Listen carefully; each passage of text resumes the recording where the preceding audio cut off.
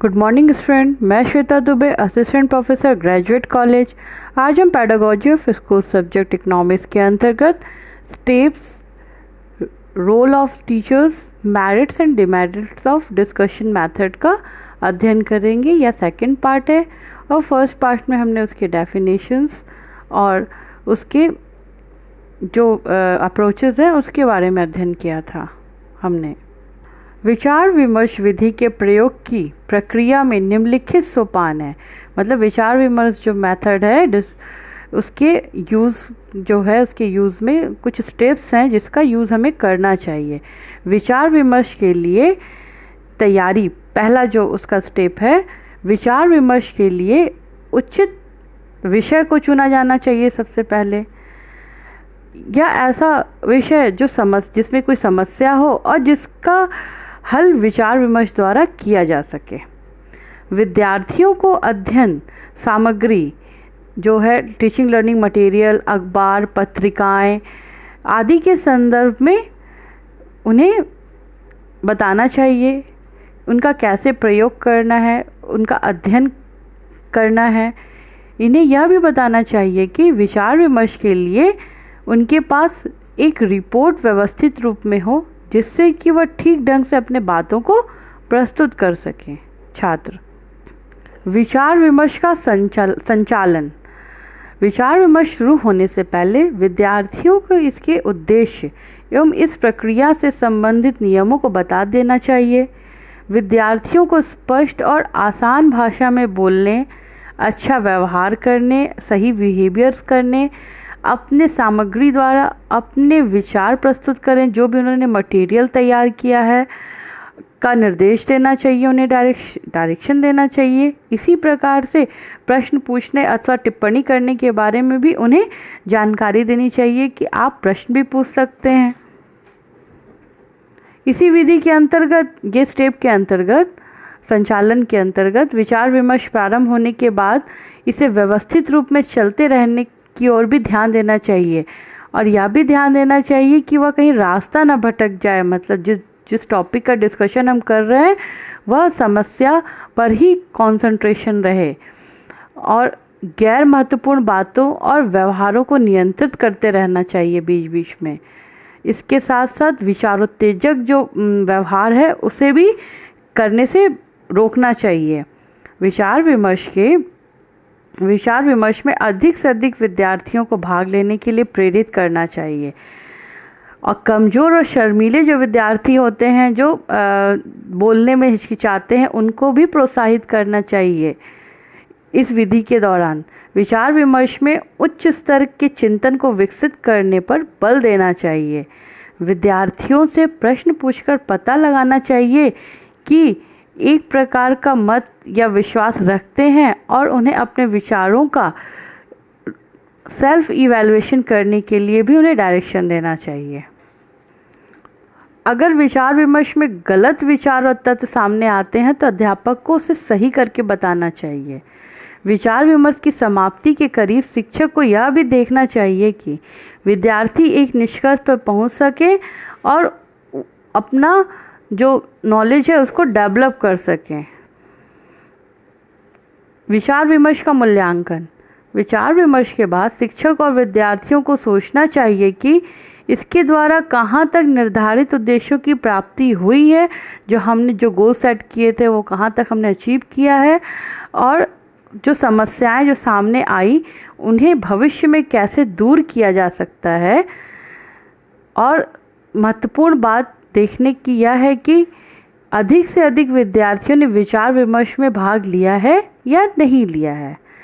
इसके बाद हम role of teacher in discussion method के बारे में जानते हैं कि शिक्षक की क्या भूमिका है इसमें।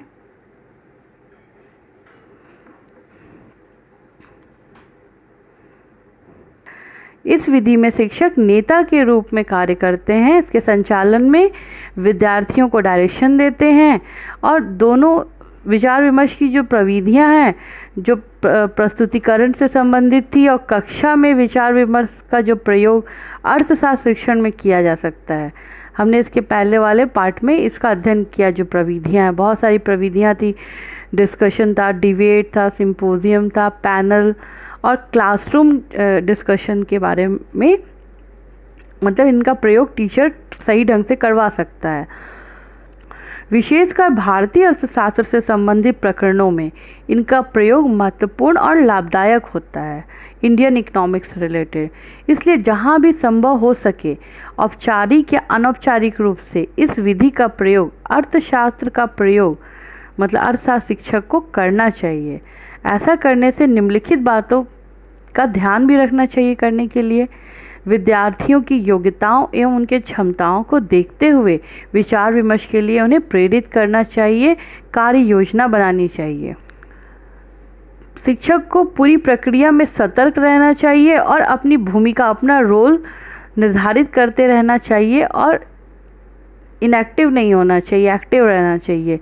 शिक्षक को विभिन्न भूमिकाओं जैसे कभी नेता, कभी निर्देशक, कभी सहायक आवश्यकता अनुसार अपनाना चाहिए, कभी लीडर, डायरेक्टर और उनके हेल्पर के रूप में।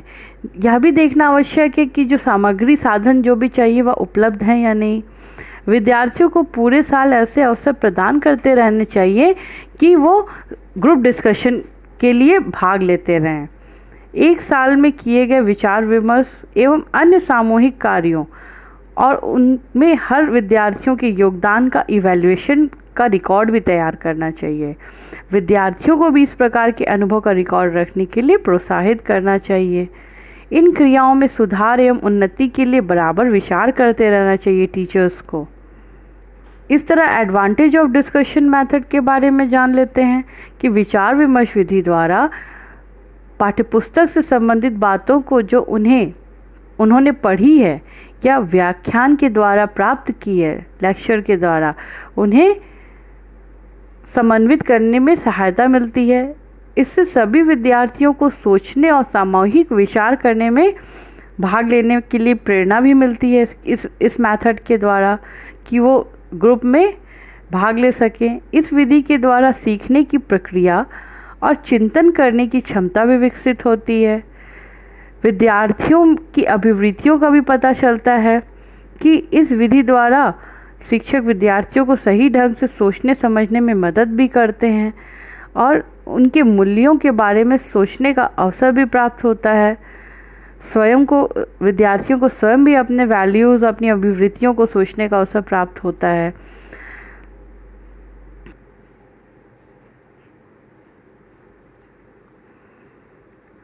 यह विधि विशेषकर विद्यार्थियों को कक्षा क्रिया में हिस्सा लेने के लिए प्रेरित करती है और यह आपसी संबंध को बेहतर भी बनाती है। छात्रों के बीच एक दूसरे से विचार करते हैं, एक दूसरे की सहायता भी करते हैं इस विधि के माध्यम से। उनमें आत्मविश्वास, नेतृत्व की भावना भी और एक दूसरे के प्रति आदर जैसे गुण भी विकसित होते हैं।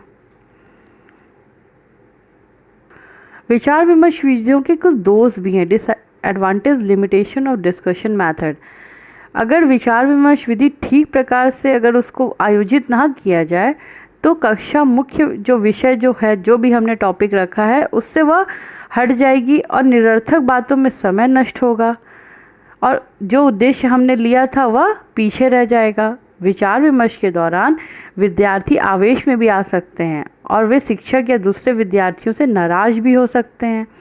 इस विधि में अक्सर कुछ विद्यार्थी बढ़ चढ़कर हिस्सा लेते हैं और जिससे कि इस प्रकार की क्रियाओं का उद्देश्य ही समाप्त हो जाता है, क्योंकि बहुत सारे बच्चे जो हैं वो नहीं हिस्सा लेते हैं, कुछ मतलब लिमिटेड विद्यार्थी इसमें पार्टिसिपेट करते हैं। नेक्स्ट है, इस विधि में बहुत समय की आवश्यकता पड़ती है, जो एक विषय से सभी बातों को सम्मिलित भी नहीं किया जाता है। कक्षा के सभी विद्यार्थियों में कितना कितना सीखा है इसका मूल्यांकन करना भी बहुत कठिन होता है। फिर भी डिस्कशन मेथड बहुत इफ़ेक्टिव होता है। बच्चों के अंदर कॉन्फिडेंस लेवल, उनके बोलने की क्षमता, उनके सोचने की क्षमता को विकसित करता है। टीचर को इकोनॉमिक्स मेथड में इकोनॉमिक्स विषय को पढ़ाते समय इस विधि का प्रयोग कुछ टॉपिक्स के लिए ज़रूर करना चाहिए। Thank you.